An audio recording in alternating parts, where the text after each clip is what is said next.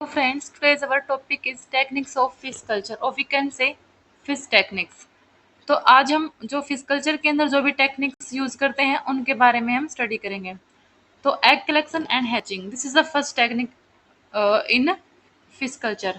Second is HAPS, third is nursery tanks, fourth is rearing tanks, fifth is stocking tanks and the last one is harvesting and marketing.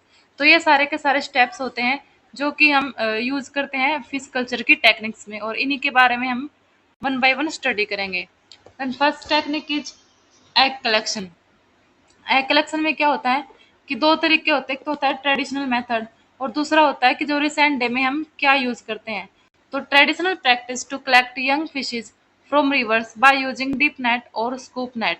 तो traditional practice में तो क्या होता है कि जो young fishes होती हैं उनको रिवर से ऑब्टेन किया जाता है बाय यूजिंग डीप नेट और स्कूप नेट.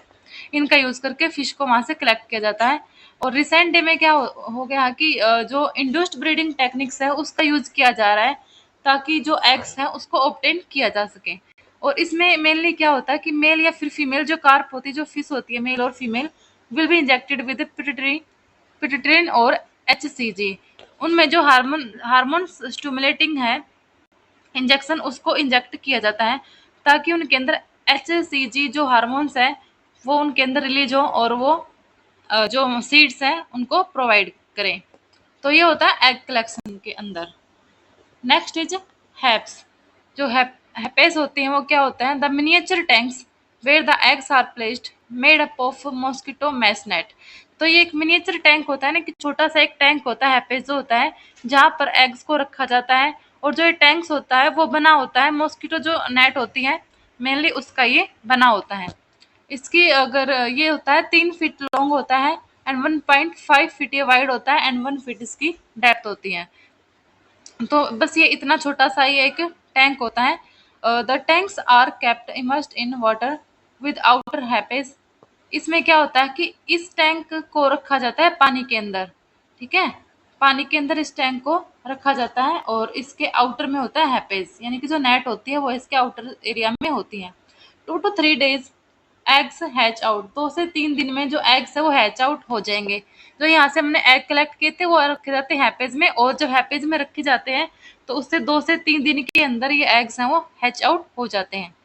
तो जो हैचिंग होती हैं जो उसमें से हैच आउट हुए हैं एग हैच आउट होने के बाद जो उनके अंदर से निकलता है लार्वा वो फास्ट ग्रोइंग होता है और it should be fat daily. और इसको डेली का डेली इसको खाना इसको देना पड़ता है, इसको फैट कराना पड़ता है daily. After 15 to 20 days they are transfer to nursery tanks. और जब ये इनको 15 से 20 दिन हो जाते हैं उसके बाद इसको नर्सरी टैंक में ट्रांसफर कर दिया जाता है. तो नर्सरी टैंक नर्सरी टैंक्स क्या होते हैं, जो ये टैंक्स होते हैं ये थोड़े से साइज में बड़े होते हैं एज कम्पेयर टू हैपेज टैंक्स. इनका जो साइज होता है वो होता है 15 to 30 फीट के अराउंड. इनका जो साइज है वो होता है और नॉर्मली रेक्टेंगुलर शेप के होते हैं. और it is drain first to remove all unwanted animals and weeds. सबसे पहले इसको ताकि इस पे से जो भी अनवांटेड एनिमल्स और वीड्स हैं उसको ड्रेन आउट करने के लिए सबसे पहले इस टैंक को ड्रेन आउट किया जाता है और देन इसको जो क्लीन वाटर है उससे फिल्ड किया जाता है and enrich with nutrients provide temporary roof oil cakes and brain of rice. और इसके अंदर फिर इसको पहले क्लीन वाटर इसके अंदर फिल किया जाता है उसके बाद इसमें जो न्यूट्रिएंट्स हैं वो डाले जाते हैं ताकि जो भी हमारी 15 और 20 दिन के जो फिशेज हैं जो उसमें से हैच आउट हुई थी, ठीक है, ताकि उसको न्यूट्रिएंट्स अच्छे से मिल सके. और इसको एक टेम्पररी जो रूफ होती है वो भी प्रोवाइड की जाती है. इस टैंक के ऊपर यानी कि एक रूफ बनाई जाती है and oil cakes and brain of rice इसके अंदर यूज किए जाते हैं ताकि उनको न्यूट्रिएंट्स अच्छे से मिल सके. Then the fry become fingerlings 1 or 2 centimeters and ready to transfer to rearing tanks. अब जो फिंगरलिंग्स हैं, ठीक है, ये हो जाती है फिंगरलिंग्स बन जाती है मतलब फिंगर की जितनी ये हो जाती है फिर 1 to 2 centimeters के अराउंड इनका जो साइज है वो हो जाता है जो कि वहां से हैच आउट हुए थे एग से उनका साइज अब 1 से 2 सेंटीमीटर तक हो जाता है. और अब वो रेडी होते हैं कि उसको हम रेयरिंग टैंक में ट्रांसफर कर पाए. ठीक है, तो ये था हमारा नर्सरी टैंक और अब आ गया हमारा रेयरिंग टैंक. तो रेयरिंग टैंक क्या होता है, रेयरिंग टैंक रियरिंग टैंक है वो भी एक छोटा टैंक ही होता है, ज़्यादा बड़ा साइज नहीं होता, बट नर्सरी टैंक से इसका साइज थोड़ा बड़ा होता है। इसकी जो LBH होती है वो होती है 50-50 × 10, इतना फीट इसकी LBH होती है। डीपर देन नर्सरी टैंक, और नर्सरी टैंक से डीपर होते हैं। ठीक है, इनका मतलब इसकी डेप्थ की बात करें तो उनसे इनकी ज़्यादा होती है। तो फ्राई इज ट्रांसफर्ड हेयर, तो यहाँ जो फ्राई यहाँ पर थी नर्सरी टैंक से, उनको इसमें ट्रांसफर किया जाता है, रियरिंग टैंक्स के अंदर ट्रांसफर किया जाता है। 4 to 6 मंथ, 4 to 6 मंथ यहाँ पर वो रहते हैं, ग्रो बिगर 1 फुट, और यहाँ पर वो 1 फुट तक लंबी हो जाती हैं। जो फ्राई हमने वहां से इसमें ट्रांसफर की थी उसको यहाँ पर रखा जाता है 4 to 6 मंथ, यानी कि मेन जो रियरिंग का जो एरिया होता है वो यही होता है, रियरिंग टैंक। यहाँ पर जो हमारी फिश है वो मैच्योर हो जाती हैं और वो 1 फुट के अराउंड उसकी जो हाइट लेंथ है वो चली जाती है। नाउ स्टोकिंग टैंक्स, ठीक है। द फिश स्टोक, मतलब उसको फिर स्टोक कहाँ करते हैं, तो स्टोकिंग टैंक्स होता है जहाँ पर जो फिश होती है उसको स्टोक करके रखा जाता है। तो young fishes are stocked till ready for marketing, जो यंग फिशेज होती हैं उनको स्टॉक करके रखा जाता है मार्केटिंग तक, तब जब तक उनकी मार्केटिंग नहीं होती तब तक उनको स्टॉक में रखा जाता है। तो यहाँ पर किन बातों का ध्यान दिया जाता है कि क्वालिटी ऑफ वाटर, की वाटर की क्वालिटी है वो अच्छी हो, इस बात का यहाँ पर बहुत ध्यान दिया जाता है, क्योंकि अगर वाटर की क्वालिटी अच्छी नहीं होगी तो जो हमारे फिश की क्वालिटी है वो भी अच्छी नहीं होगी और मार्केट में उसका प्राइस है वो अच्छा नहीं होगा। वीड्स एंड प्रीडेटरी एनिमल्स, और इस टैंक में से जो भी वीड्स होते हैं उनको हटाया जाता है, एंड जो प्रेडेटरी एनिमल्स होते हैं यानी कि जो उनको हार्म कर सकते हैं, जो फिश को खा सकते हैं, उन एनिमल्स को भी इस टैंक से रिमूव किया जाता है। इन्वेस्ट विद न्यूट्रिएंट्स, और यहाँ पर इनको न्यूट्रिएंट्स जो जितना मिलना चाहिए उतना इनको न्यूट्रिएंट्स प्रोवाइड यहाँ पर कराया जाता है ताकि जो फिश की क्वालिटी है वो हमारी अच्छी हो।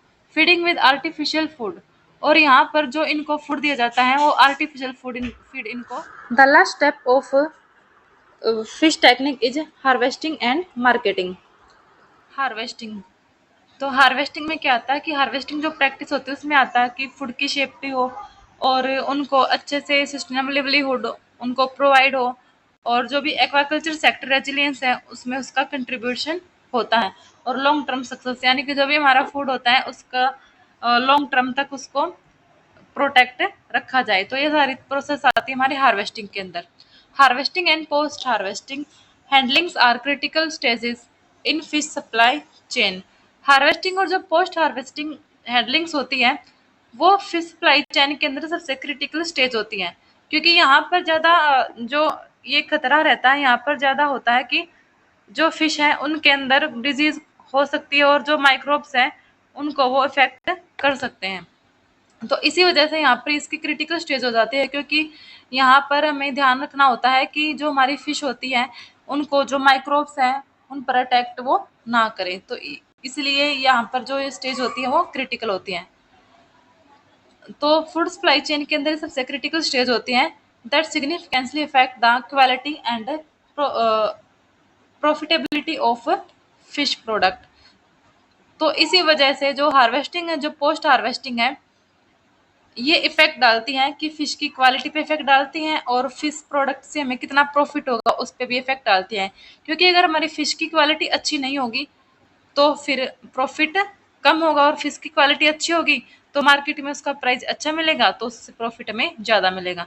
तो हार्वेस्टिंग एंड पोस्ट हार्वेस्टिंग है उस पर डिपेंड करता है कि जो फिश प्रोडक्ट है उसकी प्रॉफिटेबिलिटी क्या होगी। नेक्स्ट क्वालिटी, तो जो हार्वेस्ट करते हैं फिश को तो उनकी क्वालिटी का ध्यान रखा जाता है। ठीक है, क्या क्या रखा जाता है, एक तो फ्रेशनेस, तो कुछ मेथड यूज किए जाते हैं हार्वेस्टिंग के अंदर जिससे कि हमारी जो फिश होती हैं वो जल्दी से खराब ना हो। तो the method use during harvesting and how quickly the fish are processed after capture can preserve the freshness and the extend of the shelf life of fish product. तो इसके अंदर क्या होता है कि जो भी फिश को पकड़ा जाता है, कैप्चर किया जाता है, उसको प्रिजर्व रखा जाता है ताकि वो फ्रेश बनी रहे, उसके अंदर जो फ्रेशनेस है वो रहे, और उसकी जो सेल्फ लाइफ होती है फिश प्रोडक्ट की वो एक्सटेंड हो जाए। तो फ्रेशनेस का यहाँ पर ध्यान रखा जाता है। Next is texture and colour, तो जो फिश का टेक्सचर है और जो कलर है उस पे भी डिपेंड करती है कि फिश की क्वालिटी कैसी होगी, और उसी के बेस पे उसका जो प्राइस है वो मार्केट के अंदर हमें प्रोवाइड होते हैं, मिलते हैं। तो stressful handling can lead to deterioration in the texture and color of the fish which are important quality। अगर उसकी हम स्ट्रेसफुल हैंडलिंग यानी कि अच्छे से अगर हम उसको हैंडल नहीं करेंगे फिश को, तो इससे इसके कारण जो कलर है और जो टेक्सचर है फिश का वो घट सकता है, यानी कि उसका डिटरेशन हो सकता है, उसका हरास हो सकता है, जो कि बहुत इंपॉर्टेंट एक क्वालिटी होता है, texture and colour of fish. तो इसलिए ये भी इंपॉर्टेंट है कि टेक्सचर और कलर है उसका ध्यान रखा जाए during harvesting. Next is spoilage. Improper handling can accelerate spoilage due to the activation of the enzyme। अगर improper handling करेंगे यानी कि अच्छे से अगर उसका ध्यान हम नहीं रखेंगे फिश का, तो हो सकता है कि जो स्पॉइलेज वाले जो एंजाइम्स होते हैं वो फिश के अंदर एक्टिवेट हो जाएंगे, and the growth of microbes leading to the lower quality of products. और वहां पर जो माइक्रोब्स की ग्रोथ हो जाएगी और इसी वजह से जो प्रोडक्ट की क्वालिटी है वो कम हो जाएगी। To make fish available to customers at the right time and in the right place requires an effective marketing system। ताकि कस्टमर को फिश वो अवेलेबल हो सके राइट टाइम पे और राइट प्लेस पे, तो मार्केटिंग सिस्टम है वो बहुत ही ज़्यादा इफेक्टिव होता है। तो फिशरमैन क्या करते हैं, who catch fish by labouring overnight. वो फिशरमैन जो कि फिश को पकड़ते हैं बाय लेबरिंग ओवरनाइट, यानी कि पूरा का पूरा दिन रात को वो काम करके जो फिश को पकड़ते हैं। Do not usually sell fish in retail markets. वो यूजुअली मार्केट्स में नहीं जाते हैं और रिटेल मार्केट्स में नहीं जाते हैं, वहाँ पे फिश को नहीं बेचते हैं। At the break of day, यानी कि दिन के दौरान वो वहां पर नहीं जाते हैं बेचने के लिए, बल्कि क्या होता है कि जो रिटेलर्स हैं वो मिलने आते हैं, जो फिशर्स होते हैं, फिशरमैन होते हैं, उनके पास वो आते हैं और वहां पर वो बार्गेनिंग करते हैं, ताकि जो फिश का जो प्राइस है वो उनको अच्छे से मिल पाए।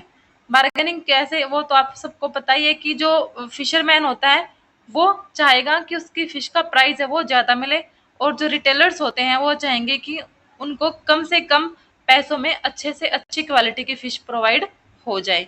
तो इस तरीके से बार्गेनिंग होती है। And at the end of the landing point the number of intermediaries is low. Landing point पे जो नंबर ऑफ इंटरमीडिएटरीज होते हैं उनका नंबर क्या है, लो है।